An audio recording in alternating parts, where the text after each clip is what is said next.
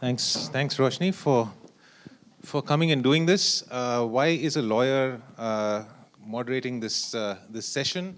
For those of you who know me, I was a lot fatter than I currently am, and I was not diabetic. I think. I mean, there are friends here who have much higher HbA1c than I do. But a mutual friend of ours was with me when we were going on a safari to Kabini. Those who know me also know that I do a lot of wildlife safaris in Kabini. So we were on our way back, and he said, just take your blood test. What does it matter? Just take your blood test and see. I'm like, you go to doctors and they just find problems, and so I'm okay. Like, I'm healthy, I do my exercises, I cycle, I don't have a problem. And then so I took it, and then my HbA1c came out as 5.9, which is clearly pre-diabetic, but not really a problem, right? I mean, there are friends here who are 9 and stuff like that, and I'm just 5.9. And so I asked him, what's the worst that can happen?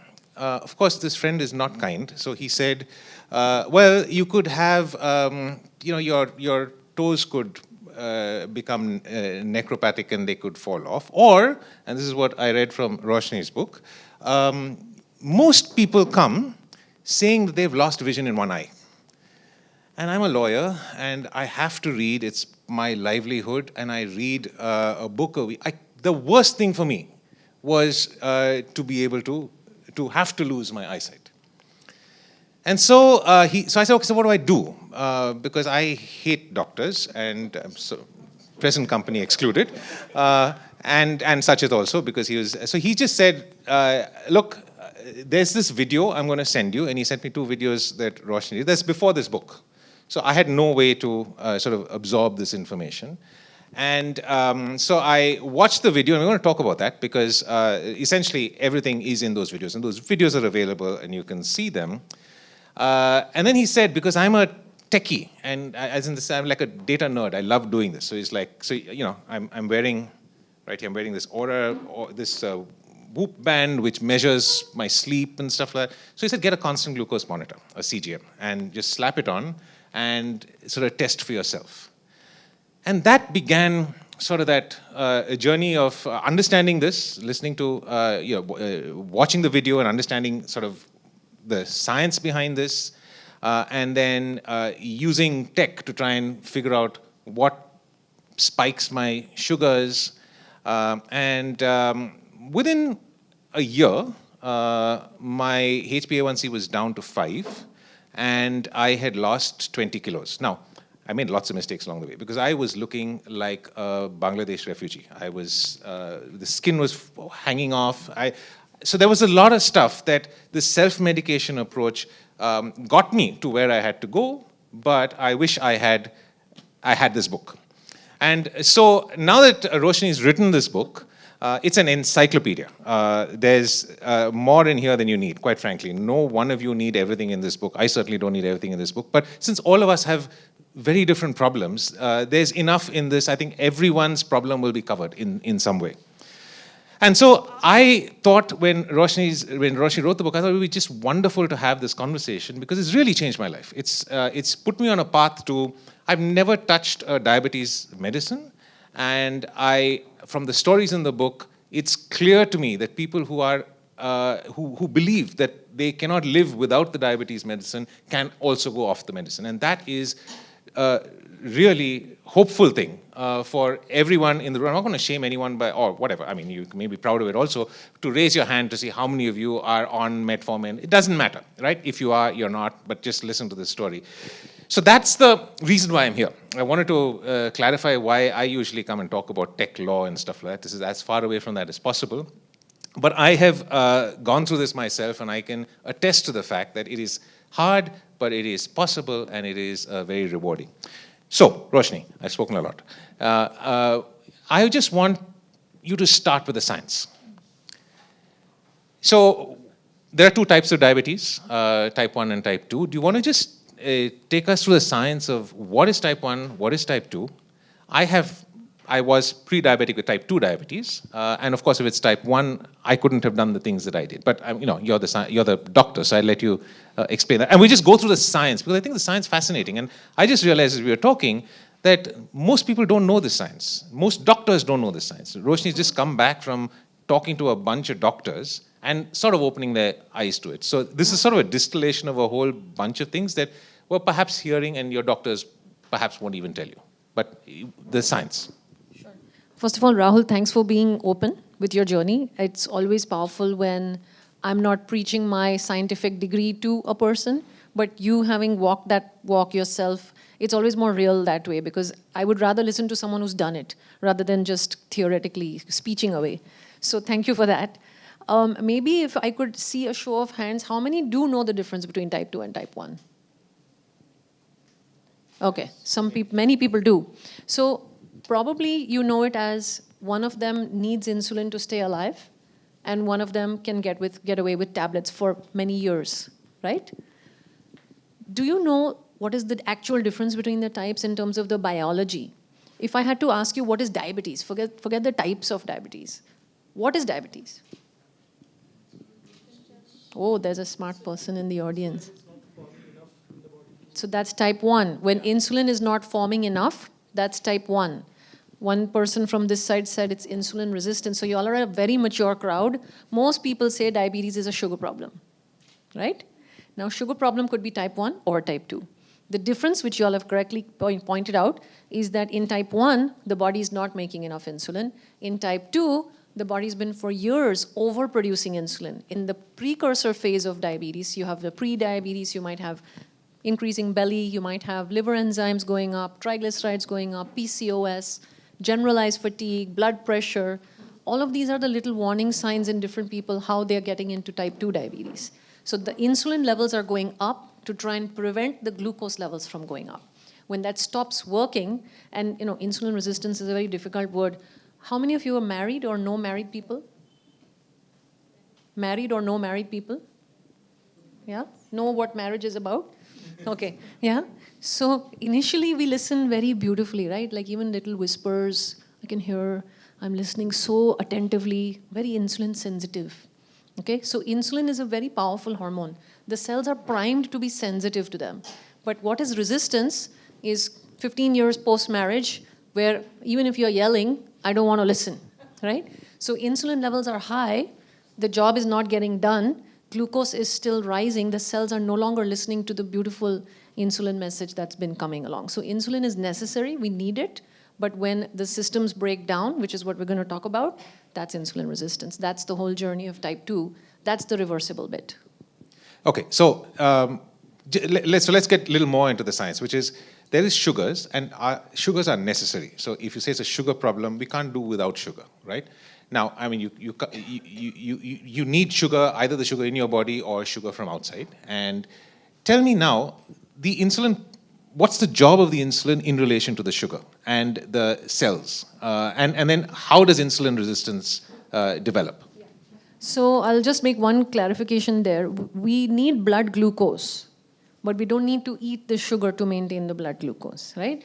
The body would make glucose, even if you were on a pure carnivore diet, eating only steak and eating no grain, no sugar, no fruit, no nothing, you'll have steady blood sugar levels, because the body knows how to do something called gluconeogenesis, which is the body will make sugar from anything. It's that vital a molecule, right? Now, what does insulin do with glucose? Anybody wants to guess? Yes, how? How does it? Allowing the cells to convert glucose into energy. Correct. So the glucose entry into the cell is facilitated by insulin. And the visual analogy for this, which was picked up by a Canadian kidney doctor, Jason Fung, he shows you a picture of the Tokyo train crowded platform at rush hour. In India, we all know about crowded trains, right? How you have to push to get inside the crowded compartment. So in Tokyo, they have these uniformed employees who are part of the train service.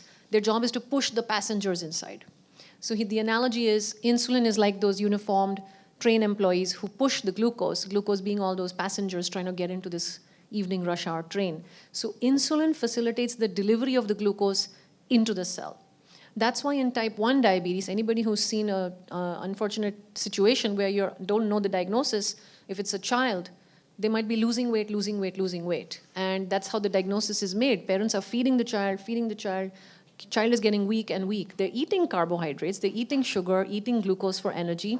It's not getting entry into the cells because there's no insulin to bring it inside. It's just getting lost in the urine.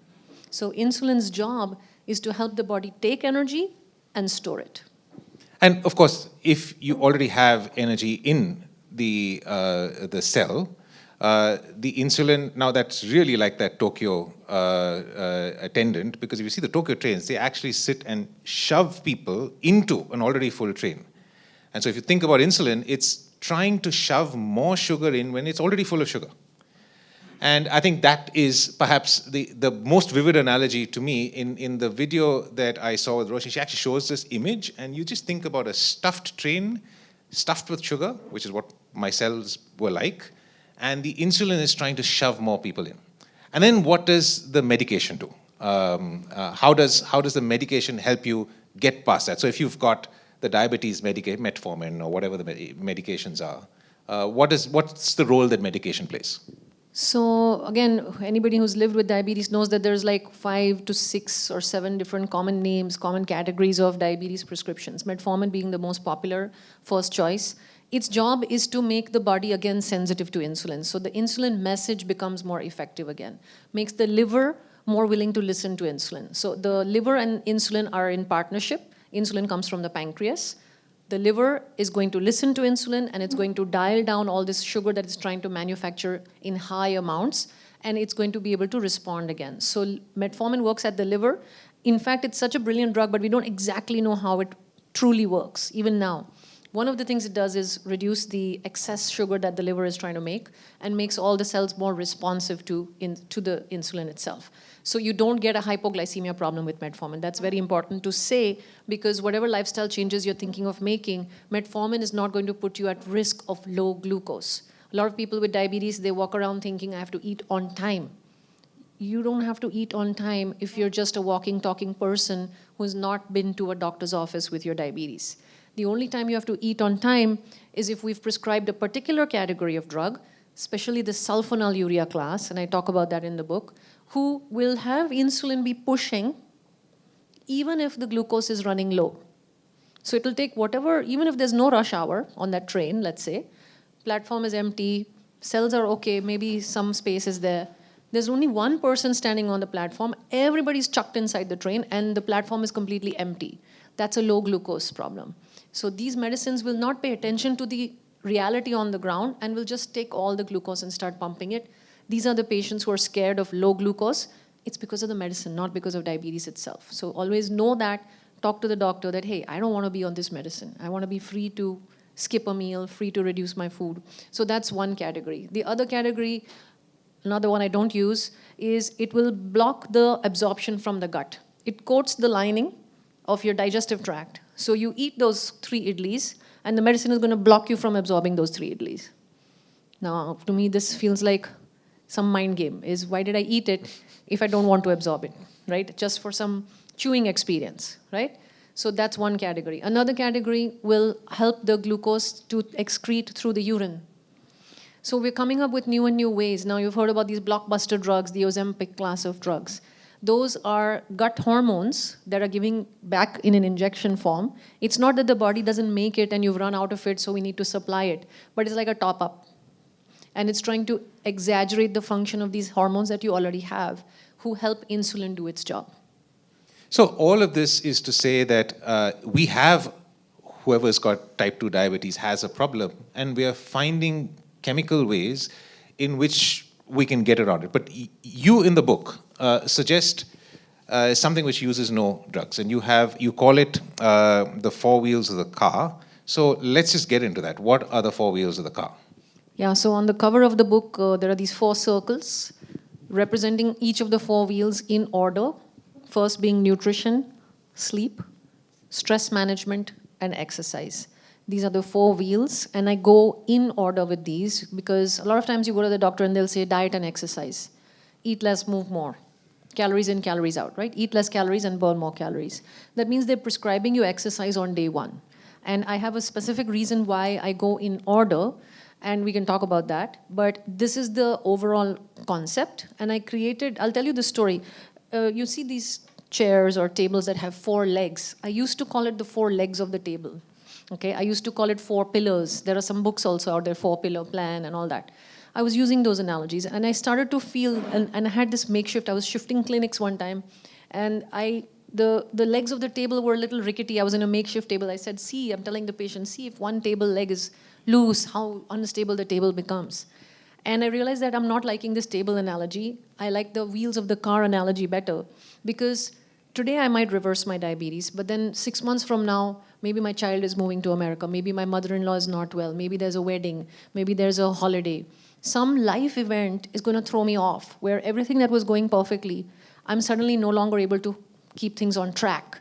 So life being a dynamic journey, it's never ending, it's always moving. I like the idea of having a vehicle in motion, 4 wheels. Maybe you need to top up the air. Maybe you have 1 flat tire affecting all the other 3. So that way when people come and say, I'm eating perfectly, why do I still have it? I'm like, but there are 3 other wheels. Or worse, fasting because they saw it on the internet. Fasting is not one of the first 4 prescriptions. That's an optional 5th thing you can try. But if you try to fast without making sure your 4 wheels are okay, that's like taking your car for a long drive with a puncture. So that's the analogy. Okay, so let's just get into each of them, because I think it's important to just get to see how difficult this is. So first is nutrition, and you start with nutrition. And I have to say that until I listened to your videos, I was exercising regularly. I had a trainer for 5 years, and I was not losing weight at all. Not just not losing weight, my face was still fat, and my stomach was not where it should be. So I was like pudgy, right? I mean, my friends are smiling. They've seen me. They know what I was like. But you start with nutrition. And the thesis of the book, or the thesis of the nutrition journey, is low carbs. Now, do you want to talk through low carbs? Because everyone says that you have to have carbs for energy. And how are you going to have the 4th leg, which is exercise, do energy, if you don't have carbs? So what's the carbs idea? I mean, carbs is where glucose is coming from. So I can understand that you want to cut down the glucose, because then you don't have to do these silly chemical things like coating the gut and stuff like that. You're just stopping the source. But surely carbs are an important part of the diet and can't be cut. That's the belief, right? And even now, grade 5 science books print this. Carbs are energy-giving foods, proteins are bodybuilding foods. And so all Indians are like, I'm not into bodybuilding, I don't need protein. It's a very horrible conditioning. I really want to go after these bookmakers and stop them from saying this. It's it's incorrect, okay? Yes, carbs are energy-giving foods, but they're not essential. So the body makes the glucose, even if you don't eat the carbs. The body is not so stupid to allow glucose supply to be dependent on the presence or absence of carbs. Because we used to, now in this day and age, God's grace, none of us are facing food shortage. But this human body that we have has evolved from lots of periods of food shortage, where energy was not available, and they had to still hunt and gather, they had to exercise. So where did they get the energy from? They were burning stored fuel. So that's where when food has not been available for some time, the pancreas sees that and it dials insulin levels down. It mobilizes stored energy, not through food, because we think food is energy. But what about that body fat? And Jason Fung's joke is, are we carrying it around for good looks? No, we're carrying it around as an energy storage. It's an energy depot. But listen to the person who has insulin resistance and excess body fat. They'll tell you they're tired. Why? You have such a good bank balance of energy. You have fat, so much fat. It's stored for energy. So why are you tired? Because insulin resistance has kept that energy trapped away, and you feel dependent on food for energy. Well, I don't understand that. So if it is a bank of energy and you can't access it, what is it? What do you have to do to be able to access it? Because it's different from the sugar that you're putting into your mouth. And by sugar we mean any sort of sugar, right? It could be rice, it could be chapati, it could be any sort of, not like the real sweet sugar from a dessert. So why can you not access it? Because this is so easily accessible. Because every time you eat the world's healthiest food, you are creating an insulin response. Insulin secretion starts. Now, what is insulin? We've forgotten to talk about what a hormone is, right? A hormone is something that is giving a uniform message to the entire system. All cells are going to cooperate and all cells are going to do this. What is the message of insulin? Store energy. So when I have dialed up store energy, it means I'm not burning energy. You can't have it both ways. So you will store energy when you are eating, and you will burn energy when you are in the fasted state or when you are in between meals. The problem is we have come into this world where we are constantly hyper eating, hyper topping up, and chasing our own tail in a vicious cycle of leptin resistance. So there's this other hormone imbalance that kicks in where you're not even feeling full or satisfied. You're hungry, you're craving, you're tired, you're low energy, you're gaining fat. So it's an energy partition problem also, where you're not able to partition out that energy, access it from the storage because of this insulin problem. So we have to then give enough time. So not just nutrition, fixed sleep, fixed stress, exercise, fasting, all of these things in symphony lower that chronic high insulin so that you can finally burn that fuel. Okay, there's a lot more stuff here, but I want to go to the other question, which is we are in India, and if you're saying no carbs and you're saying lots of proteins, how do the vegetarians survive in this world? Yeah, so this is my daily work. And the vegans as well, yes. Because I have a few vegan friends. Yes, I have. Not many, but a few. Yeah. I have stuff in the book for somebody of any eating choice. There are many diabetes reversal companies that will ask you to eat only carnivore or only keto or only vegan, and everybody seems to be happy in that camp. That tells me the body is extremely diverse and adaptable, that there are many ways to achieve health, find what works for you. But again, people will panic when we say no carbs. My agenda here is not to take away anybody's carbs. My agenda is to tell the person, did you know that if you reduced your carbs, your diabetes burden would go down? Most patients have not been told this. And this afternoon, I was in a medical college. One of the teachers said, but the poor patients want to eat the carbs. I said, but did you talk to them that if they reduce their carbohydrate, because protein is expensive, ma'am. I was like, yes, protein is more expensive. Carbs are cheap. Why do you get carbs everywhere on the railway station or in the movie theaters, restaurants, fast food? Why is it carb predominant? It's cheap. Did you tell this unaffording person that the complications of diabetes are going to devastate the family 20 years down the road? The single earning member is most vulnerable in the lowest socioeconomic group when diabetes hits, when it actually strikes. Did you have that conversation? Most patients have not been given this conversation by their doctor. I was not saying it to my patients until I had to use my diabetes educator hat. So doctors are not conditioned to offer this to the patient as a part of treatment, that did you know? So they can keep the carbs. Then there's this whole ecosystem that will allow that and humor that with more prescriptions. And we'll say diabetes is a lifestyle disease. We'll say it's a chronic and progressive disease. Now, how do the two things go hand in hand? Because the lifestyle is not changing, diabetes is chronic and progressive. But so then what does it look like? No carbs means, no chapati, no rice, there's all carbs. And there's the other thing, and I want to test this as well, because a lot of people say if you eat like your ancestors ate, then you'll be fine, because there's some, genetic memory or something like that. And so what the problem and the reason why we're all obese is because we're eating Western foods, which is not the way our grandparents ate. And of course, our grandparents ate idli and rice, and from Kerala, I can't imagine not eating rice. So how does that work? Is that the same thing? I'll come to the ancestor bit in a second. But to answer this carb dilemma, right, I have to deal with psychology also, because the reality is I could prescribe something to a patient. Let's say it's a pneumonia. I'll give them antibiotics and they'll get better in a few days. It's my job to cure them. In diabetes, which is lifestyle and behavior, so much happens in diabetes care once they leave my clinic, once they step out that door and walk into their reality, into the drama of life. So if I don't deal with their mind, it's not going to last.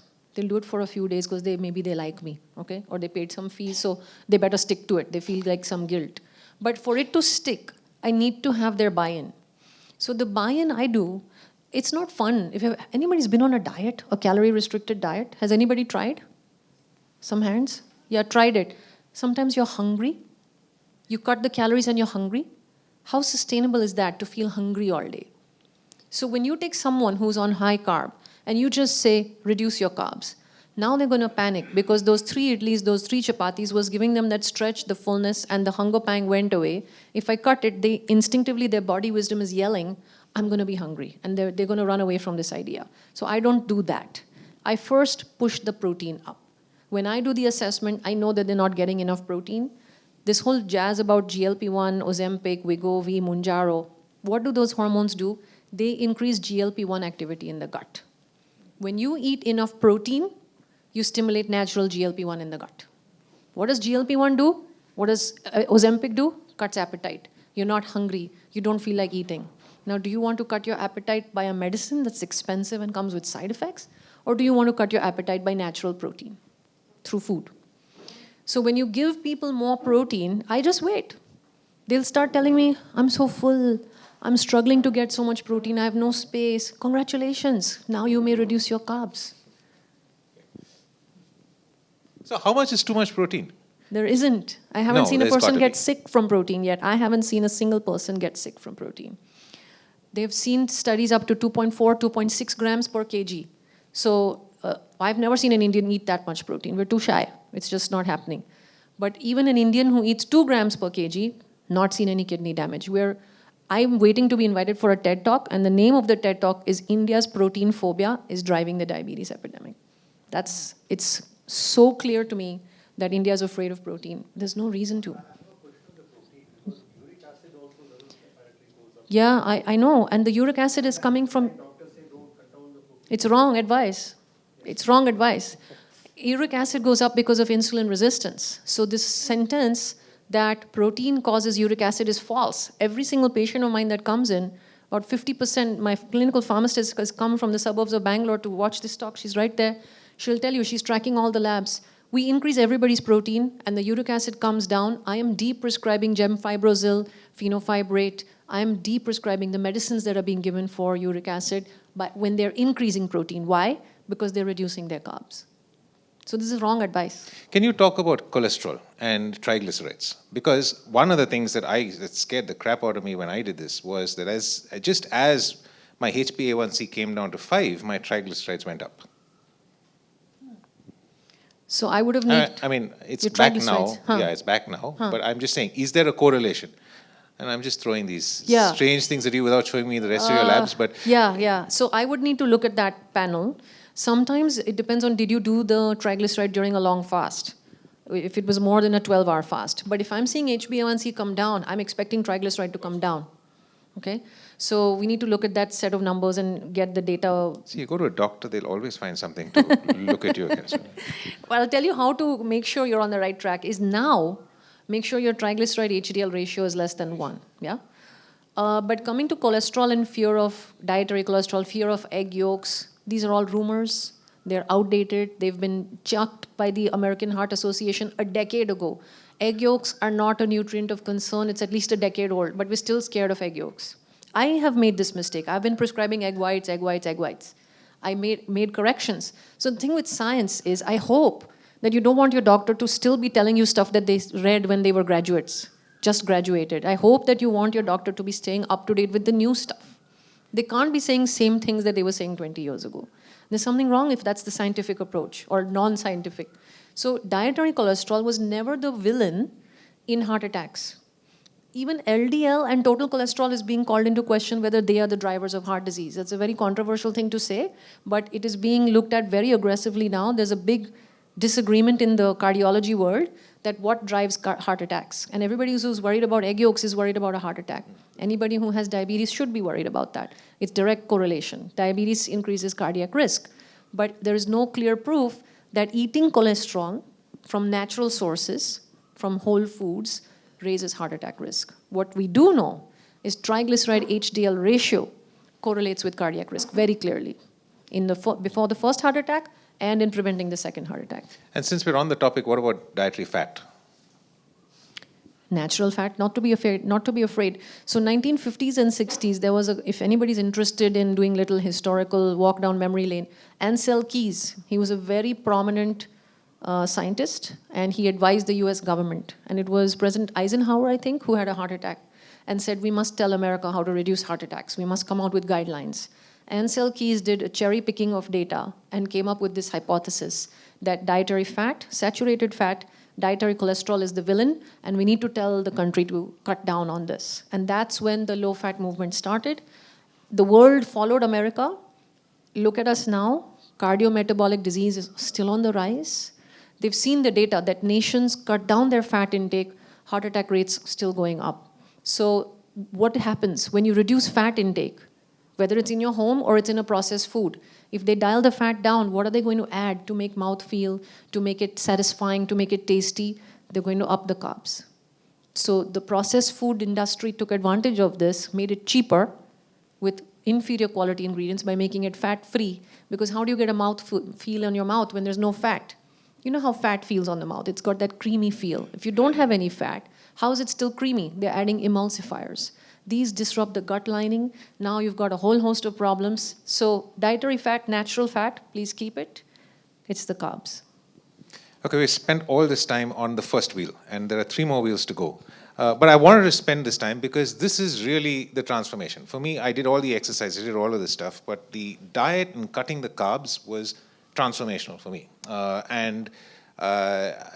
You know, the only other thing I'll say is that if you can actually get a constant glucose monitor and you can take a look at how it spikes after your meal, you get a really good indication of what you can eat. And for just as an example, 3 chapatis spikes above 120 for me, 2 chapatis is fine. So in a sense, you can eat what you like and figure out what the amount is. And very importantly, wine does not spike. Whiskey does not spike, 2 very important things for me. Beer spikes, which is a problem. And so I've not had beer for a really long time. And of course, any cocktail spikes.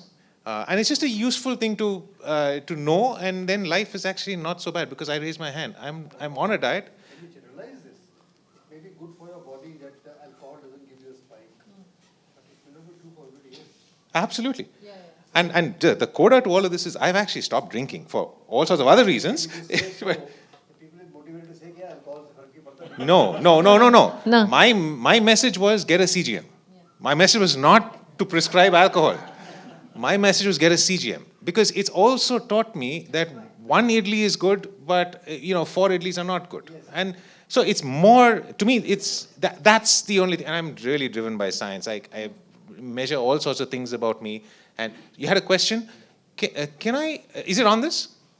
It's on complex carbs. Complex carbs, perfect. Okay. So do you want to ask on? The complex carbs versus normal carbs. One sec, let's just get a mic. While Sorry, that mic is coming, I'm going to... No. I think there are people it's being recorded as well. Just, do you want to answer this? I'll close the alcohol topic. The CGM is great for tracking glucose. Alcohol will not directly show up as glucose in the blood. Same as even fructose. If you eat fructose, it may not come up in the CGM as glucose. Alcohol works just like sugar on the liver. There is no amount of alcohol that is healthy. We have it for pleasure. We have it for socialization. It is not something that we would consider a neutral beverage at all, right? It may look neutral on the CGM, right? And there would be worse combinations in terms of margaritas or beers and things like that. But to answer your point, you're absolutely right. There would be no alcohol that we're trying to, in this panel, endorse as neutral, glucose neutral or diabetes neutral. Yeah, now we can take the question. Yeah, and by the way, I have a lot to cover, but I really do want to read the book. So if you want to ask questions, raise your hand. We'll do the questions even now, and we'll keep talking. Yeah. So now on the alcohol topic also, it does not raise the glucose at that time. So what is the problem with alcohol, scientifically? Yeah. And the second question is on the complex carbs versus normal carbs. Now, complex carbs, as I understand, takes time to digest, and therefore the spike will not happen. Maybe it's something on the mic connection, but I think the question is complex versus simple carbs. And So it won't spike as such. But Okay. Is that the question? It still is doing that job of adding the glucose over a period of time. Yes, it is. Yes. So that's your question. Let me answer that. You asked 2 questions. You asked about the alcohol. So alcohol, what are the harms? There are short-term harms and there are long-term harms. I'm talking only from a diabetes perspective, okay? If I put a psychiatrist or a neurologist in the room, they'll tell you it's a brain poison, and they are right. Okay, so there are many other problems with alcohol, but from a diabetes and metabolism perspective, short-term, you're at risk of a low glucose reaction because it is actually... So one guy told me alcohol lowers my sugar, and they're right. They saw the CGM dip because it will paralyze the liver from manufacturing glucose. It blocks gluconeogenesis. So someone who's taking diabetes pills, when they have a drink, they're at risk of low glucose. But this one man was interpreting it as alcohol is my diabetes treatment, okay? Because it's lowering the glucose. False, okay? That's the short term. Long term, alcohol works like sugar on the liver. It drives insulin resistance. So it is a driver of type 2 diabetes. It is a driver of high triglycerides. It's a driver of cardiac risk. So that's the long-term effect of alcohol. Coming to your question of complex carbs versus simple carbs, this is a very, very crucial topic. If you buy whole grain atta, or you buy a diabetic dosa mix, which is whole millet batter, that is a scam. Because the complex carb of the whole grain has been crushed into a powder. It's only whole or complex when you leave the seed whole, when you can see the seed. But nobody's going to accept a fluffy idli that has millets, pieces of millet or pieces of rice. It has been turned into a pulverized powder. So it's no longer complex. Complex means whole wheat, whole oats, steel-cut oats, whole rice. Okay? So That's red rice, the classic red rice that we yeah, have. Yeah. yes, the complex, the whole grain, that's when it's slow Fruits, to digest. what about the fruits? Simple sugars, those are simple. Other things, yeah. Yeah, so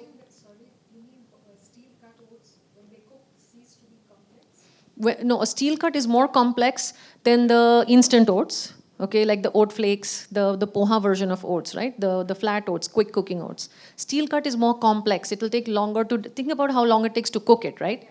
That is a correlation of how long it takes to digest it. You can't eat it raw. We're not animals, right? So the digestion, we cook. Now, we are the one species that has learned how to cook. So that took us ahead in the brain race than the apes because we cook food. So we are able to process the nutrients faster because of cooking. But it is still going to be more complex than the highly processed carb. Now, what that means, check on a CGM or a glucometer, because what happens is people are like, oh, dalia is good for me, or whole oats are good for me, and they're not self-monitoring, and they're in a unaware state of what this is doing to their glucose levels, thinking they're on a great diet. So monitor what happens to you when you eat your complex carbs, and your numbers need to show the proof, right? At the end of the day, don't take my word for it. Check your body's response to any food in question. Yes, Yeah. it is. Yes, it's Yeah, different for very- each. Yeah, within millets also there's this variance. Someone will do well with one millet. The mic got bust, so we... Yeah. Okay, actually, Just a quick thing on follow-up on that, if I understand. Take the mic. one no? second, you need the mic. Okay, I think everyone Sorry, has a lot I of have questions, not- so let's just race through the other four. I So we think take so. this last Sure. question. So this Keep your complex questions. versus simple carb that you were talking about. So, am I hearing that the complex ones are the better ones? They take longer to digest, okay? So in terms of how they affect your blood glucose, they affect it slower. Now there is a concept of glycemic index. So the more simple it is, the faster it's going to spike the glucose. There is a concept of variability, glucose variability, that how rapidly the glucose is spiking up and how slowly it's coming down versus a slow, steady peak, right? Glucose is instant energy.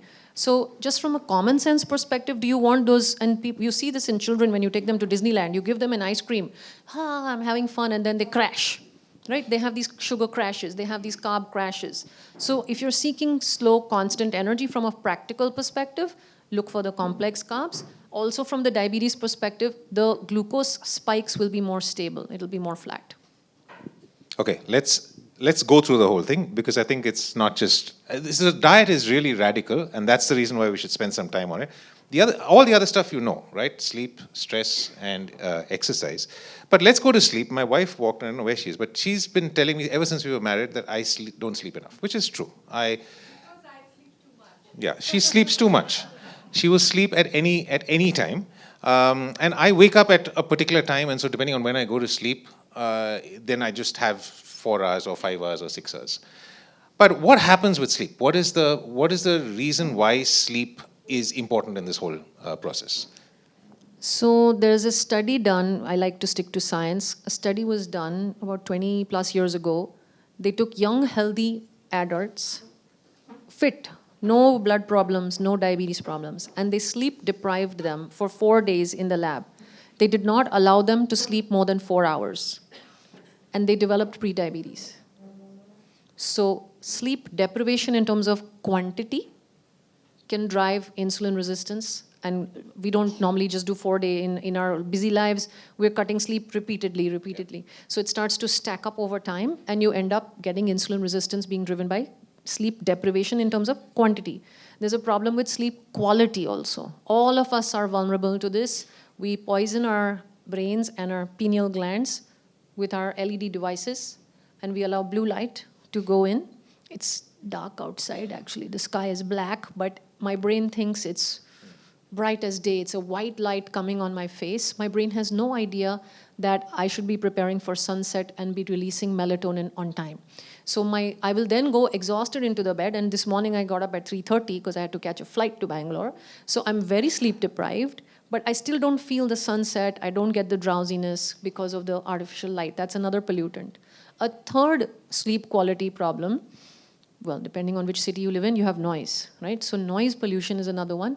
But the big one that I screen for in my practice, which was not part of my endocrine training at all, was sleep apnea. And we see this more and more. You don't have to be very overweight. Just the short neck, the small jaw length, this bone being small, the tongue falling back, high arch palate, big tonsils, big adenoids, DNS, sinus, airways are getting blocked, oxygen is dropping, and COVID taught us that any oxygen below 90 is bad.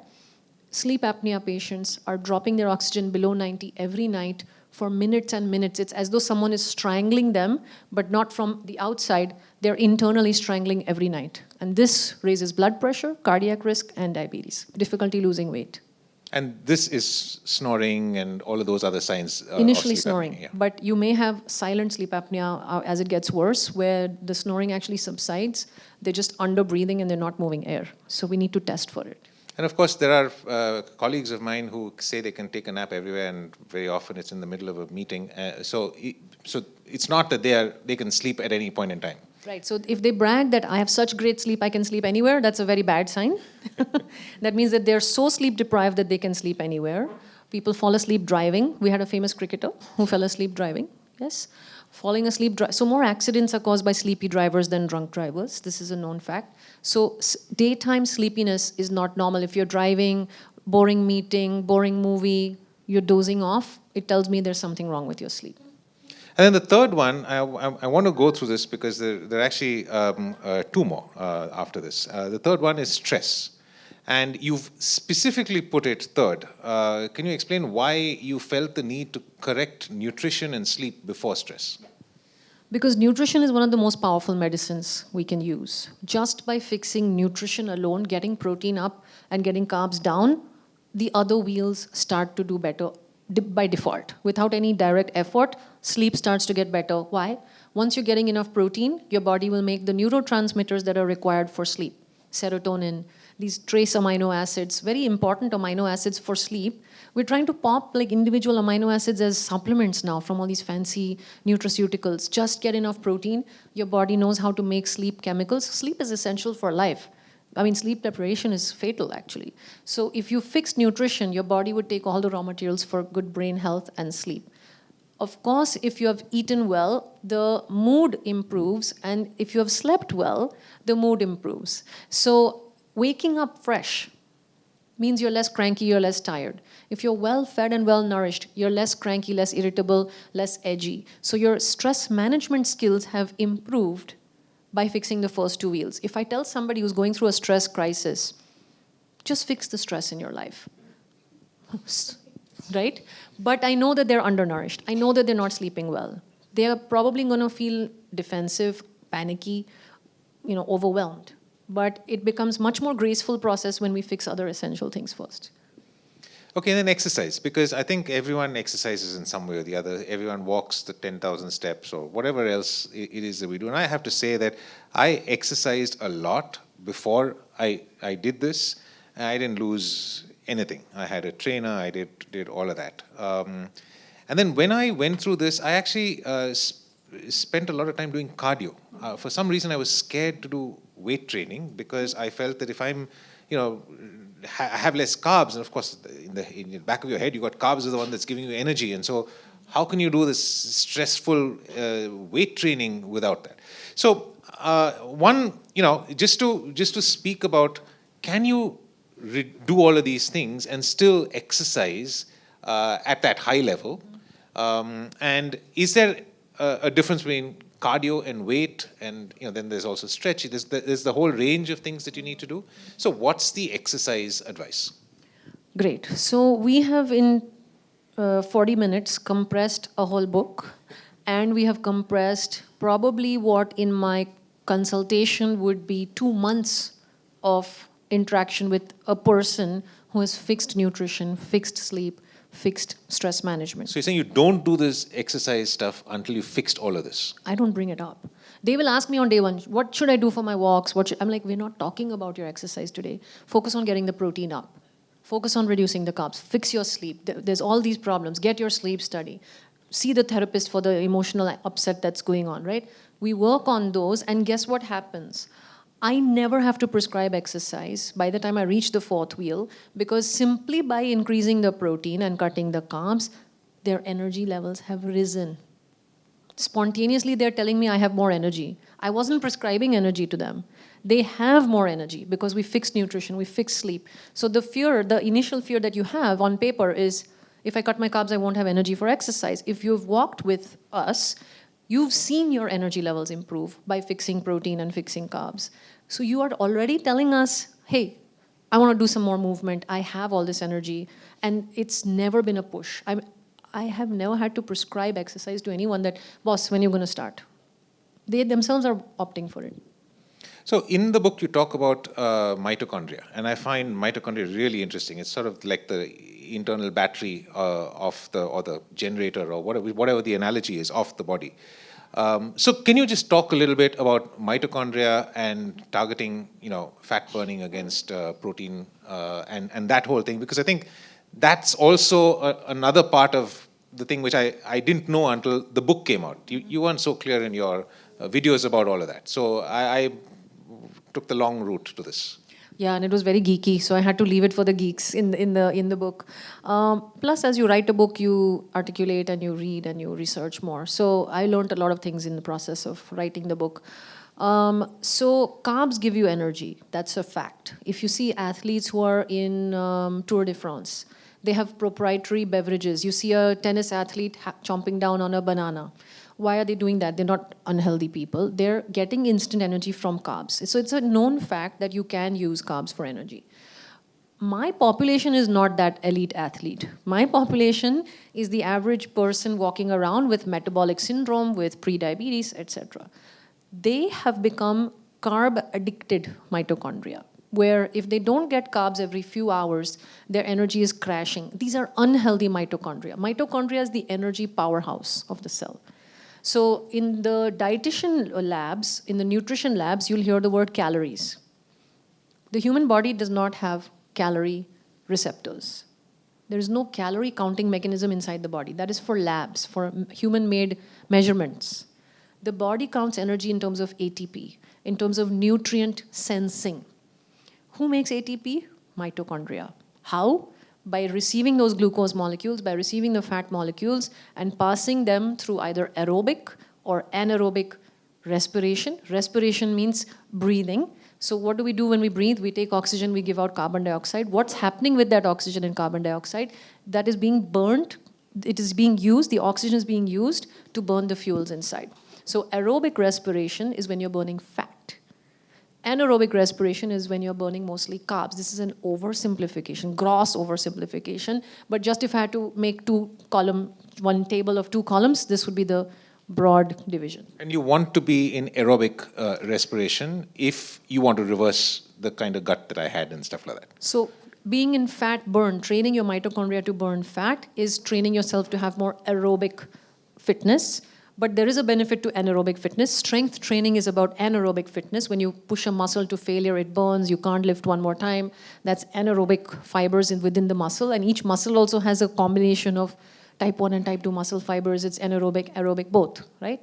Sprints versus marathons. The same leg can give you a sprint and the same leg can give you a marathon. So there's different muscle fibers, it's different metabolism, it's different fuel strategy.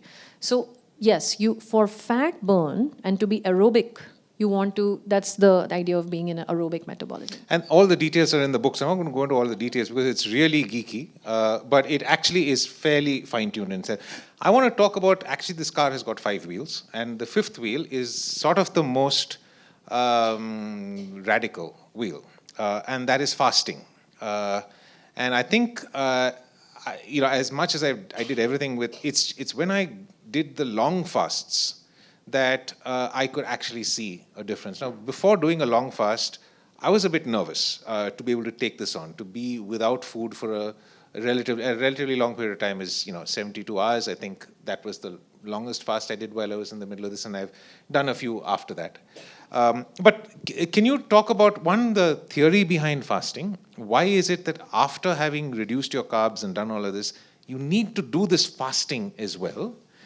And perhaps address some of the misconceptions around, how do we survive when we're not eating for a long period of time? Maybe with some examples of some of your patients. By the way, the book it's filled with examples of people, real life people, and how they've managed to come back from fairly dire situations. But yeah, fasting. Okay, so fasting is the 5th optional component. If somebody has not achieved their goals, right, and the analogy of the car, if you haven't reached your destination with the 4 wheels, then fasting is the 5th element. I call it like the luggage on top of the car or whatever you want to use, right? Going the long haul with fasting. It's not something we force on everyone, but you had goals that you were trying to achieve and you didn't get there with the 4 wheels, so you took the extra step with the fasting. How does it work? And this happens where the person is already telling us, I'm not hungry. So we're like, congratulations. 2 pieces of good news. One is you're finally listening to your body. Your hormone signals of I'm hungry and I'm full are now working again, because there are people who say I can eat all day, they're hungry all day, right? So their hunger fullness mechanism was broken. Now they're back in balance to when we were born. When we were born, we had hunger and fullness. We knew when to receive milk, refuse milk. We're back in that natural state of knowing hunger, okay? So they'll say, I'm not hungry. And that's one sign that they're ready for fasting. And that's the 2 good news when they say, I'm not hungry. One is that they'll know their body's doing well. And the second is that their body's ready for fasting. Now, why does it work is as you fast, if I flip it, I just said a little while ago, every time you eat, even the world's most healthiest food, your body is going to release insulin. Actually, if you go to your favorite restaurant and think about the menu, your body's going to start releasing insulin just in anticipation of the meal, because it's like that train platform. It's you waiting on the platform before the train arrives. You want to enter gracefully. You don't want to have a scramble at the last moment. So insulin comes to the platform as the train is pulling in when you have this anticipation of food. That's normal. Now, the idea of fasting is if you're eating, insulin comes. If you fast, insulin is going to back off. Fuel is not coming. Energy supply seems to be low. Nutrition is not coming in. Let's dial insulin levels down. That's the gatekeeper. It's a valve. Think of it as a valve. Either it's going this way or it's going this way. If insulin levels are dropping, the body's not just looking at on-off. It's looking at falling insulin levels. Falling insulin levels mean I need to start mobilizing other fuel. I will start burning down glycogen into glucose. After 24 hours, I might run out of the glycogen. Or after 1 hour of very extensive workout, I might consume all my glycogen. What is glycogen? It's the human body's version of starch. It's like multiple glucose molecules stitched together, right? So glycogen will get burnt. You'll then move into the secondary fuel, which is fat. That is the hardest part for us when we're coaching someone, is to get beyond that 24-hour mark, because that's when the hunger really kicks in. And it's about training the body to become that hybrid machine, that I can sometimes use carbs, I can sometimes use fats. And what about exercise during this time? Because you haven't eaten anything. At least in my head, I was like, I don't know if I can actually do it, but very quickly you can, and at least that's my experience of it. What's the medical theory behind it? Have I once again gone beyond what I should be doing, or? So fasted workouts are a thing. Fasting itself stimulates growth hormone. So growth hormone helps you build muscle. If you exercise along with that, if you do it with precision, so fasting to me is like a medicine. I use it as a prescription. I don't want somebody loosey-goosey internet fasting, because if I'm involved, I want to make sure that we've got everything dialed in like a professional athlete, and then we're calculating and doing a nice fasted workout. What is the benefit of it? Because of the fast, you're alert, you're more vigilant. Think of the hunter-gatherer who hasn't found food in a day and a half. Should they become lethargic and keep sleeping in the cave? Or should they be more athletic that I need to hunt, my survival depends on it, I need to be more athletic and catch that next food. So they're more jumpy. They're more, vigorous. And I found this, I tested it. I've tested it in 2 different ways. I was wearing a CGM. My glucose on the long fast was showing 60, like a flat line. I was feeling fine. I went for a walk. I started to shiver. I was like feeling low glucose feeling. So I started to run. And as I started to run, my glucose line went up. What? Yeah, it went up. Because It's so scary. brain is knowing body's on the move. The hunter-gatherer is about to go get the prize. Let's pump out glucose because we have... Did you know that elite athletes, like the ones who run those long distance and win the first prize in the long distance marathons, like they run the whole marathon in 2.5 hours, you don't see any body fat on them. They have about 10% body fat. They have... What is the number? 40,000 calories worth of fat stored in them. They have. Okay, and I have tested my own fat threshold. I could go 116 hours before my body fat started to drop. Gosh. Okay? So I tested it 2 ways. One was in the middle of a fast, I saw the glucose peaking down. I was feeling the shakes of low glucose. I said, let me push the workout. Guess what happened? The glucose came up, and as I entered onto Carter Road, I had this huge burst of energy. I went and I did some push-ups. I was still fasting, but I had this burst of energy. The second time I tested it was in a 72-hour fast. I planned a CrossFit session in the 71st hour. I was the oldest lady in the room, and they had no idea that I'm fasting. You would never want to tell the trainer because trainer is like, kuch kha ke aao. Please eat and come. They're scared, you'll collapse. I didn't reveal that I was fasting, but I had a fantastic workout. I was so light on my feet. I was so athletic. So the body will fuel. We're so attached to eating for energy. We haven't even tested the machine to check its capacity. You know that speedometer on the car? How many of us have driven at 160 kilometers? We've never tested what our machine is capable of, that what physical activity you can do when you've used a well-prepared body to do a fasted workout. Okay, I'm going to open it up for questions. So just raise your hands. But the one thing I'd ask is just ask a question and let many people answer questions. So up to you. Just go to wherever you got a question. And we said we'll collect a few questions, but if the questions are short, we'll answer quickly. Okay. Hi. So question going back to diet. We hear of 2 theories. One is eat 3 meals or 2 meals and don't eat anything in between. And then there's this the diametrically opposite version which says have 5 small meals through the day. What is the scientific rationale behind either of them and what works? Okay, so you remember I said every time you eat the most beautiful food on the planet, it causes an insulin spike. Insulin is going to tell your entire body, store fat, store fuel, don't burn it. Do you want to tell your body that 3 times a day or 5 times a day?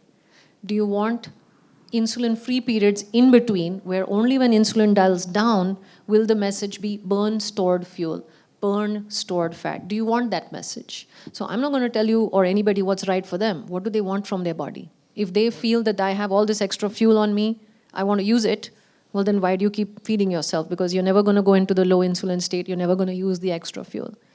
So I don't know why people say this. I think I don't know.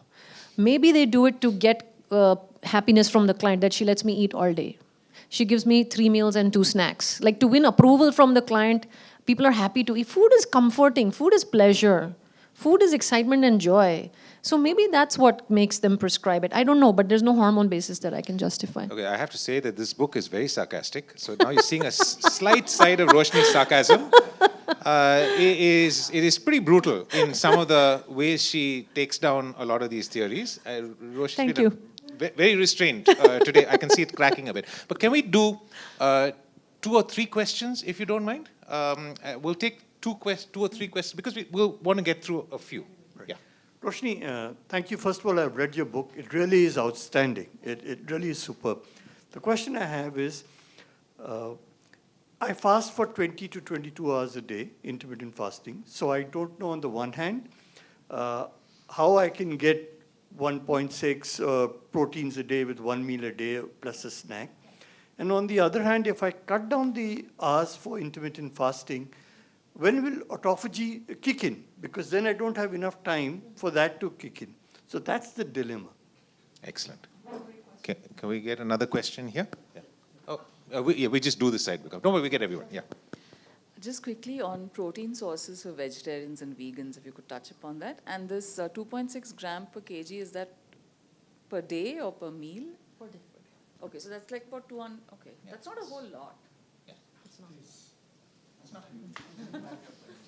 One last question, and you're keeping the questions in mind, right? I'm holding on to his question. Yours Yeah. is in the book. Your answer is in the book. Okay. One question. Yeah, I just want to say one thing. So I'll just say I am diabetic for the last 30 years. Yes. Right? I'm 65 right now, and I'm diabetic since the age of 30. And I started all this fasting and medicines also together. Now, my experience shows that these kind of dietary controls and exercise, etc., is very nice, fine. But if you sort of avoid medication, you have serious problems. So a lot of my friends who went into diet control, there is some kind of a lot of people have this problem कि मैं दवाई नहीं खानी, मैंने देसी इलाज करना है, मैंने डाइट से ठीक करना है, मैंने दौड़ना है, ये करना है, वो करना है. And my experience has been, I mean, it may be fine when you are 30, 35, but because of these kind of, I would say natural kind of controls rather than medicines, what happens is by the time you are 40 or 50, 45, I have seen people suffering from grave kidney damage because they were not taking any medicines. And they really suffered. Okay, so I mean, actually what we... I'm saying. So what I'm asking you one thing, is this sulfonylureas and all these you are taking about medicines, about, metformin and stuff like that, does it, over a period of time, does it being less effective after 30 years of... Very good. So this was actually one of the questions we wanted to get to, but do you want to do the 22-hour fast and the autophagy? Yeah. So this is exactly why, for me, fasting is step number 5. As a very precise prescription I would do with someone, where we would first work out the plan. How are you going to get your daily protein? And I'm assuming when you say 20 hours, 22 hours, you're doing this every day? Yes. Yeah, that's my biggest issue, is you don't have enough time. So what I would rather do is optimize somebody's protein 7 days a week first, no fasting. Get the protein to target 7 days a week with whatever 3 meals you need from morning to night in a nice 12-hour eating window. And pick 2 days where you're advancing the fasting duration, narrowing down the eating window so that there's less and less time. You'll finally reach a point where I cannot compress my protein into this tiny eating window twice a week. And that's when we'll hop over into 36-hour fasting. So twice a week, it'll be 0 protein, 0 food, autophagy is on. 5 days a week, you're eating fine in the 12-hour eating window, so you're getting both. But I don't want compromise on protein because you're trying to fast every day. It's like not getting this also, and it's half-hearted fasting and it's half-hearted eating. So what is the extended time? Which one? When one goes for the fasting period for autophagy to kick in, what is the recommended or suggested time? Usually we say water fasting of 36 plus. 36. Yeah? Yeah. And you The want question of sulfonylureas burning out over time, yes. Answering your question. Yeah, sulfonylureas are linked with beta cell failure over time. So I don't use them, I don't touch them. They're absolutely unacceptable in my practice. And the previous comment which you made at a glance, right? Obviously your friends are not in the room, so we can't speak on what happened to them. But the flip, this is messy data. This is not clean data that I see 40-year-olds doing lifestyle and they go for organ failure, and I see 60-year-olds taking pills and their organs are fine. This is not clean data. Yeah, exactly. I'm asking you is that a lot of people try to, sort of avoid medicines. Something wrong about medicines. I mean, they have a medicine phobia. So to be clear, I don't think...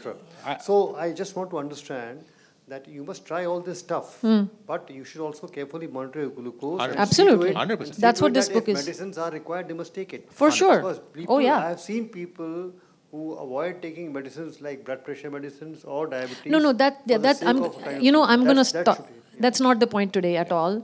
I am a medical doctor who prescribes all of these drugs very frequently. The point of today is that's the default. Everybody knows that you go to the doctor, you get the drugs. I do that. That's not the exception story here.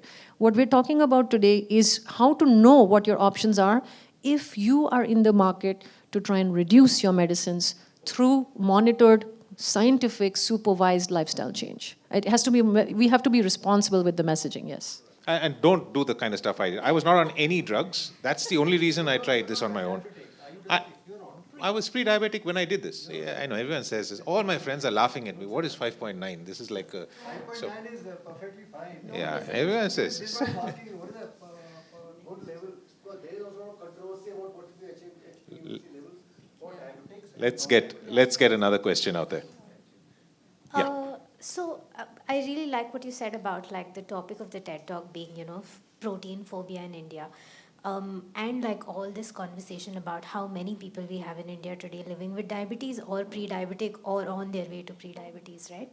And I feel like at what point does this conversation become a conversation that's about community or like a social problem and not an individual problem only? At what point does it become a political conversation given the political climate in the country?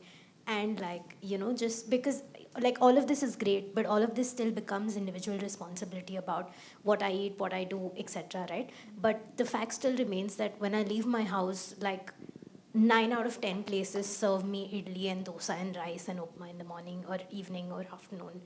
And it's a nightmare to live in a space like that and then still to be able to or try to do all of this, yeah. Can we get another question so that we can just get... So that's the diet. And I think we've got this vegan, vegetarian, which we forgot to do. Yeah? Yeah. Yeah, I'll just put it very simply.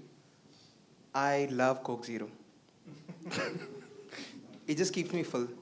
And it makes me feel happy, and I can skip meals because I keep full, and it helps me lose weight. And I've read conflicting studies about it. Is it good? Bad? Because I couldn't decipher the good from the bad. That's it. Coke Zero and how to just eat and navigate socially. Can we take one more question? Yeah. Hi. Actually, my father is diagnosed with type 2 diabetes, and sometimes it gets tough to keep him on track with his protein because he's a businessman, so he travels a lot, so takes a lot of stress. So being a daughter, I'm concerned for him. So how can you tell me that how should I keep his track on nutrients like protein intake? Great question. No, let's just ask the three and then we get the mic out here. Can I start answering? Okay, now I need a memory rejog. So there was vegan, vegetarian and protein. That chart I've put in the book. Yeah? Okay. We had lifestyle. Yeah, society. That is also in the book. Who's the society question? Yeah, Politics. Huh? Yeah, I have addressed that in community in the book. Okay, I've dedicated some words to that because you're right. We do need to collect together. That's why I took these crazy flights and I came to Bangalore. I mean, these are just for me social message meetings to come out here and do this with beautiful people like y'all and the doctors today in the afternoon. Let me explain to you the design of my logo. Okay, the logo is on the spine of the book. It is the central dot in the middle is a green dot and it radiates out. My goal in this room today, how much head count we have, each of y'all wake up, multiply, expand out and touch everybody in your life. You've already solved the society community problem right now. We have to do it. If I wait for a politician, the world is going backwards as far as I can see. Okay? So it's only us who can do this in our homes, in our families, in our workplaces, in our communities with our loved ones, having these conversations, being open, being vulnerable. Dr. Asha in the afternoon and Rahul today, y'all championed these conversations so that I could come and preach. Okay, I haven't been in this journey. As Sir was saying that he's less diabetic than you. I had an A1C of 6.3, but when true transformations have happened, and they go out, or you can help your loved ones to multiply. Get into your children's heads. My kids are going and telling it in their, so the girls are into diets and fat loss and low calorie. Oh, I'm on a no sugar. There's a mind problem in the younger generation, body image issues. We have huge problems to tackle. It has to come from a space of empowerment. And I have given myself this thing in my head. We turn around India's diabetes epidemic in this generation. But we can't do it alone, right? To your dad's question, Oh God. So this chapter of stress management that we kind of skipped over, see, you can't ride somebody else's journey. He has his priorities. You love him. He is committed to his work. He's provider of the house. We have to talk to him about his two conflicting identities. On the one hand, you're this busy businessman who cannot focus on protein. And on the other hand, you're going to work to provide for your family. And the longer you're healthy, the longer you'll be with this family that you care so much about. And right now, it feels like you can either go be a businessman or you can have good diabetes. You don't know how to have both. This is an internal conflict. You as the child will not be able to solve it. You won't be able to chase him with dabbas and proteins and send it. It's not going to work. We have to get into the mind of each individual to get that self-care muscle to kick in, because everybody will tell me this. I have cardiac surgeons who do transplants on newborn babies with they have diabetes. The cardiac surgeon, he says, I'm transplanting a newborn baby. I'm so busy, I can't take care. I have financial advisors managing huge money portfolios saying, I'm too busy to manage my health. Everybody has a story. A housewife will say, I'm too busy to look after me. I'm there for the family, not for me. This is a self-care issue. And can I be blunt? India has a self-care issue. Can I say that? Okay? Look at us. We are an ambitious country. We are growing. But what are we doing for our health while we're growing? The sleep thing is actually directly tied to India's ambition, I feel. Okay? Where we are growing as a country. So we have to find our self-care muscle again. To honor the body we have to live that life that we want to. The worst thing is for health to come and slap us when it's not on the calendar, and it takes away all my appointments, and I'm flat in bed because my health now came and gave me a big tight slap, right? So the preventive approach is less glamorous, but here we are, all of you all come on a Tuesday in Bangalore traffic to hear this, to prevent it from happening. So Coke Zero. Coke Zero. I think it's acesulfame or aspartame. I'm one of those, okay? Nasty stuff. Bad for the gut, bad for the gut. You may get initial weight loss from it, but what has it done for, I heard you say it's suppressing appetite, but that could also be the caffeine component in there that's suppressing appetite. So I don't know what it's doing for you in terms of sweet cravings. I don't know what it's doing for you in terms of metabolic, in terms of your muscle loss or fat loss. I don't know what it's doing for your overall nutrition profile. Are you skipping meals and under-eating your protein? There's so many other things besides the number on the scale. The weight loss on the scale is a short-term thing that people might use on a diet Coke or something. What is it giving you in overall metabolism? I would like to know more about that and help that person sort of dial down the need for sweet or dial down the need for the beverage. Like not zero, right? It's not today full carbs, tomorrow zero carbs or zero idlis. Maybe you dial it down and see if there's a way to wean yourself off and see what it's giving you. What are you missing when you don't have it? Okay, one question here. Just raise your hand. There's one more question there and one here. So we'll take these three questions. 1, 2, 3. There's one at the back. I've seen you. Just raise your hand. I've got you. Yeah. Yeah, a while back we were talking about this cholesterol thing and then which cholesterol-rich diet or whatever. Somewhere I had read about all these nuts and like almonds and coconut and groundnut and all, you know, different things. No, these are all fine. In some places it's like, no, any of these nuts are not good for cholesterol. I don't know what is right, what is not right. You know, I like almonds also. I like groundnuts also. I do tend to have a slightly higher profile on cholesterol as well, the latest blood test and all that. So what is right to be consumed, not to be consumed? Is it affecting cholesterol or heart situation? If you could just throw light on that. Can we take this question? Because it's just here. We'll take the question just here. Yeah. I actually just wanted to ask you, what's your view on these protein shakes and protein powders, which now are everywhere? Is it only valid if you're doing a great deal of exercise? Some of them taste sweet even though they say no sugar. Yes. So is there some hidden sugar in it, you know? What's the deal on that? And someone said recently that dal is not protein, it's actually a carbohydrate now. You know, is this true or what? But that's it. So nuts, and one here, one question. We take these three and then give people time to raise their hands for the other ones. Yeah. So I just wanted to get your view on meal replacement as a type of fasting. And I loved what you said about fasting being something that you need to prepare for and not just go into it cold turkey, because I've had fantastic results with meal replacement, but intermittent fasting made me a caffeine addict because I was just binging on black coffee, and I don't like intermittent fasting for that reason. But meal replacements I loved. Like, it worked fantastically for me. I was able to do high intensity interval training, functional training, weights while on meal replacement. So I want to get your views on meal replacement. Okay, so we take those nuts, just generally what's good, bad about nuts. Protein shakes. Protein shakes, they're sweet. How does that work? And yeah. Got it.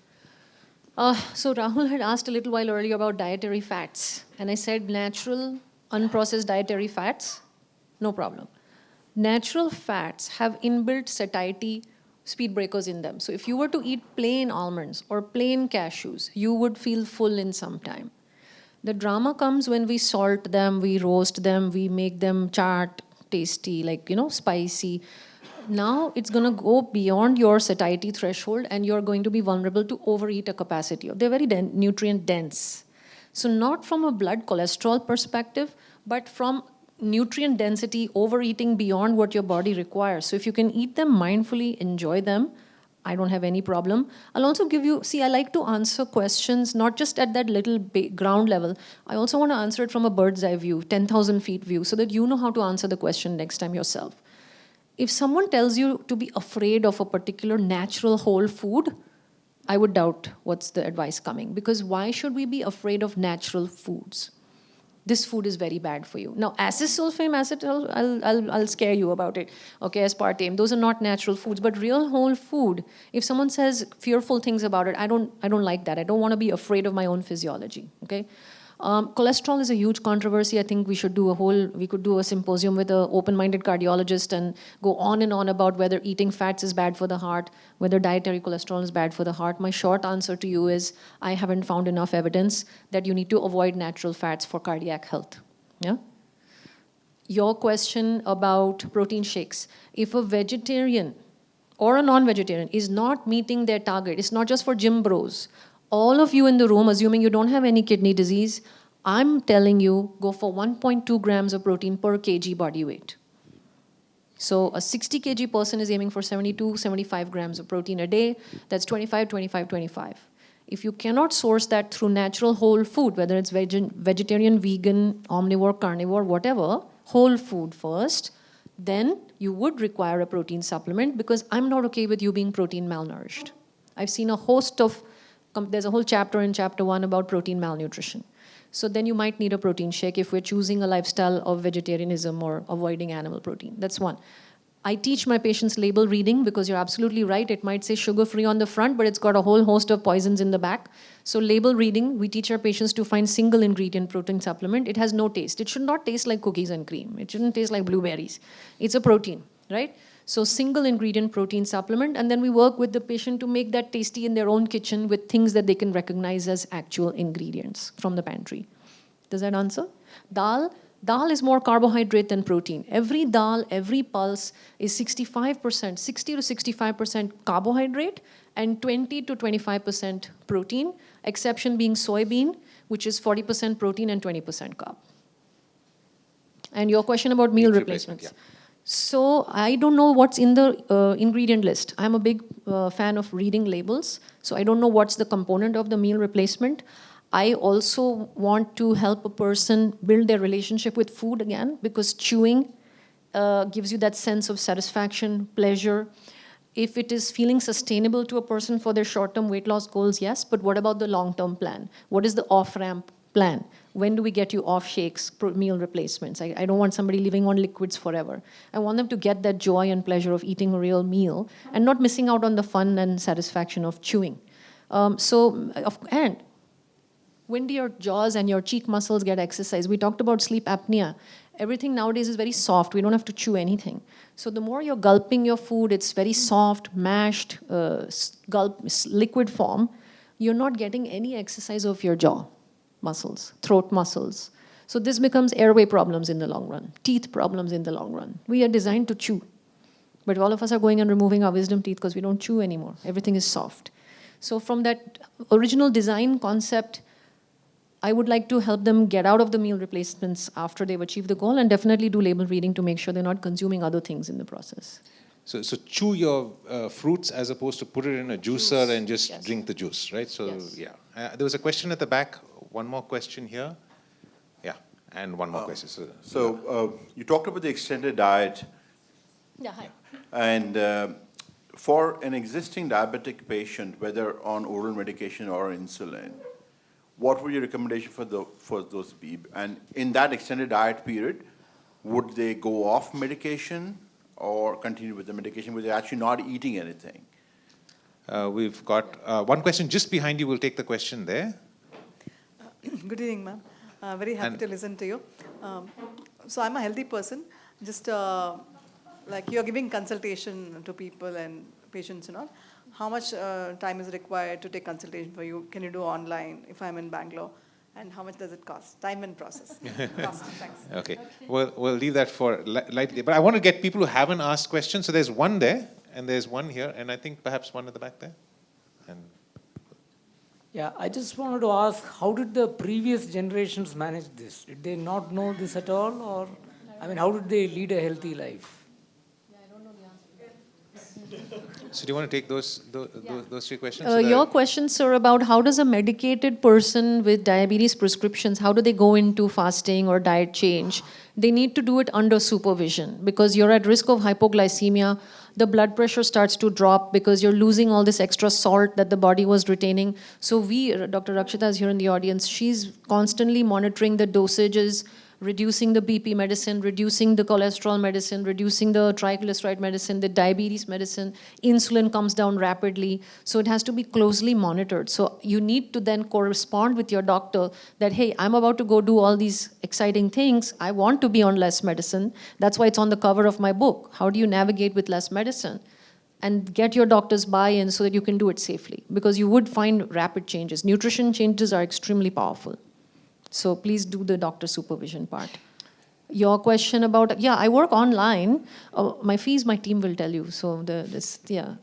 And then how did, you said you I don't know the answer. I don't know what our elders did. I We need had to different cars. I mean, we slept differently. see. I'm trying to restrain the response, but do we sleep like them? Do we pray like them? Do we walk in the fields like them? Do we farm like them? I don't know. I mean, my grandfather was a very different man. Till he was 80 years old, he was carrying the mangoes. He used to give us mangoes, but he would take the train, carry the 5 dozen mangoes in the train, and come and walk from Andheri station to my place in Bombay.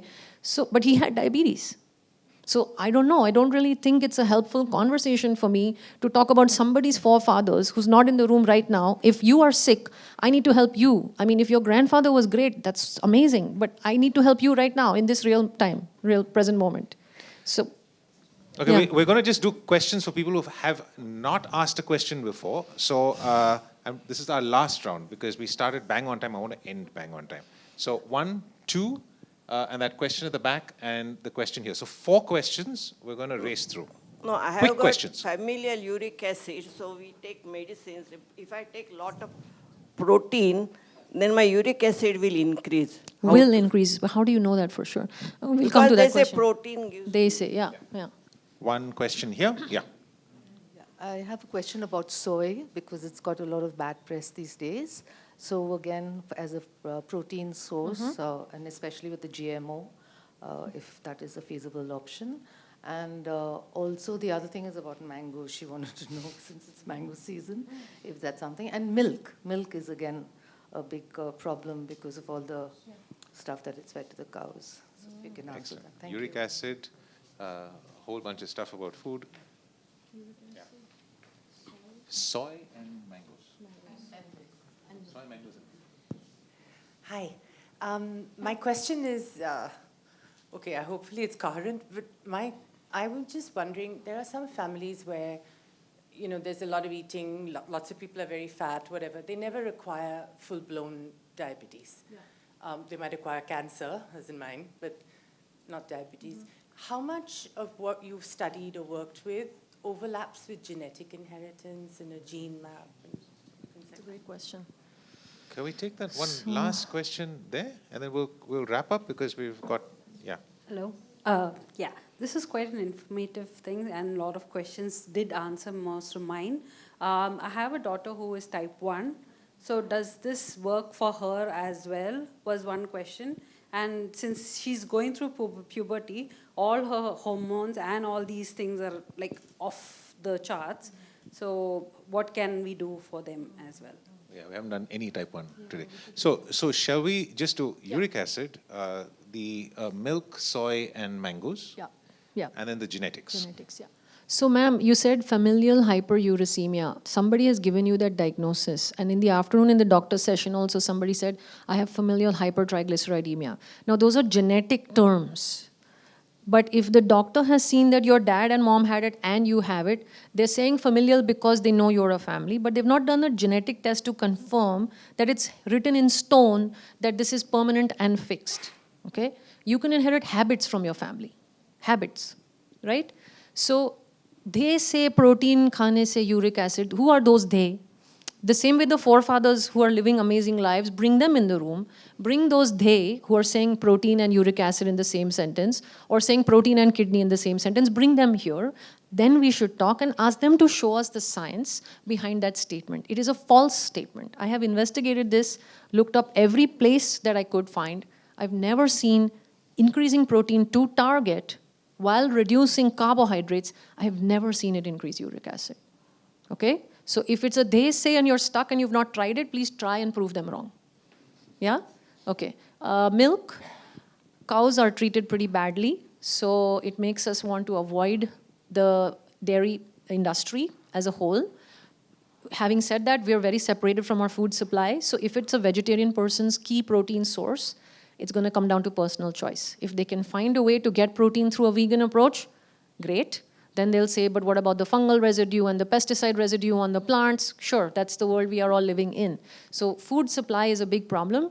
We've all left those days where it was our own cow in our own farm and we were taking the milk from her and her calf was with her and she was happy and free. So your point of dairy is right.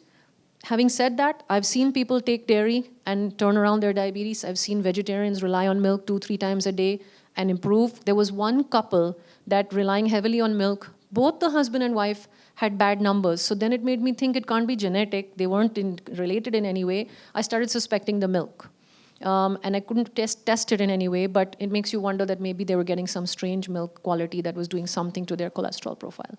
The other question you asked was mangoes. What's the problem with mangoes? Sugar bombs. So eat it and check in 2 hours.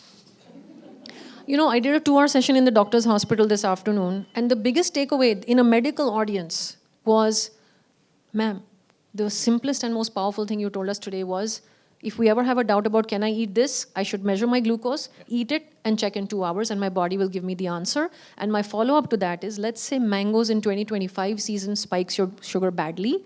Please invest in strength training for the next 12 months. Work on reducing your overall carbs. Budget your mango into your carbs for next season, and check again. Because you could redevelop and repair your body and handle the mango better next year if you repaired the body. It's not mango's fault. Yeah? What was the Never third? was there a better incentive to go to the gym. Yeah. What was the third? You had a third. Soy. Yeah, soy. So India, I had a patient who was in charge of a lot of export of pulses. He's like the president of the Indian Grains and Pulses Association or something. One of those people told me that Indian soy is not GMO. I didn't know this, okay? If that's the case, then those soybeans should be wonderful. There are tofu boxes that you get which say non-GMO. Soy is a very important protein source. I'm a hypothyroid Hashimoto's reversal case. I'm eating soy products almost every day. My TSH is fine without medicine. So these people who will say estrogens, isoflavones, thyroid, please, no. If you need it for protein, if it's a key source, I haven't seen any harm from it. Yeah? Genetics. I haven't done any genetic, I don't have any technical answer for you. I'm sure there is a role. I'm sure there is familial tendency where some family lines park their insulin resistance in subcutaneous fat, and therefore they're not sick because it's not going into visceral fat. And today in the afternoon, there was a gentleman doctor, slim looking, so slim and straight, triglycerides are 600, fasting insulin is 25. You wouldn't know it by looking at him. Okay, so where is he parking his insulin resistance? In the visceral fat. He's TOFI, thin on the outside, fat on the inside. Some family lines might park it in cancer. So you're right, it's probably got something to do with genetic. How much of it is hard-coded genetic? How much of it is epigenetic? This is the new field coming up. Environmental influence onto what the DNA does, how intelligently the DNA responds to the environment. So I don't think I have a great answer to your question. It's a very important question. I don't have the background to answer it properly. And then the type 1, the last one. Yes. puberty is going to be a very turbulent time for type 1 diabetes, okay, especially for girls. They will have tons of cyclical variations in the 28 days. They'll have growth hormone. They're growing. It's their final growth spurt. So huge insulin resistance. So they'll have type 2 problems during this phase, where if she was stable before puberty on, let's say, 20 units of insulin a day, you might find she's needing 40 or 45 units of insulin a day. Psychologically, a lot's happening. She's going to feel weird next to her friends. There's a lot of that trauma that goes on. So I have a whole chapter on type 1 in this book to help you through that. But you can stabilize her. You can help her to stabilize. It's going to be a family project, but she can have a normal life. She can have a normal HbA1c. She can be on the lowest insulin dose possible by following everything that we spoke about today. Catch being she needs to take insulin for survival. Okay, I said that, Roshni, and you've got a sense of how blunt she can be. But I just wanted to read one line from the book, which shows you exactly how blunt she can be. This is about exercise and the fact that, you never get the time to exercise. So if you're just living the good life in general, maybe the biggest obstacle in the way of building muscle is that you travel a lot and you're busy with life. We've had a lot of questions around life. The good news is that gravity is available at all locations you plan to visit on Earth. This is helpful, especially since we've established that doing anti-gravity movements without a gym is a valid form of exercise. Roshni, thank you for writing the book. Roshni's got a video out, and she'll be around to answer more questions. Thank you very much. On behalf of BIC, I would like to thank Roshni and Rahul for bringing this session to our platform. Thank you, audience, for your time, interest, and enthusiasm. And if you want to know more about the topic, you can join the diabetes nutrition course and by scanning the QR code outside. Thank you. Thank you very much.